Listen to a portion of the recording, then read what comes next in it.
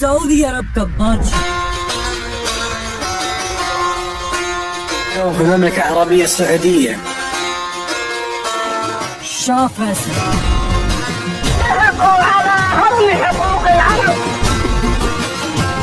मुसलमान दुनिया का वो अकेला बादशाह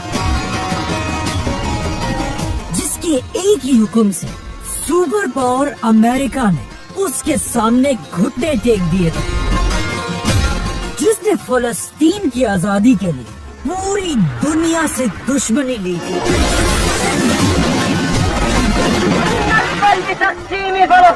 लेकिन जैसे ही शाह फैसल मुसलमान दुनिया का सबसे बड़ा लीडर बना, शाह फैसल को उसके अपने ही भतीजे सऊदी खानदान के एक शहजादे ने गोली मारकर शहीद कर दिया। लेकिन आखिर सऊदी खानदान को इतनी ताकत मिली कहां से?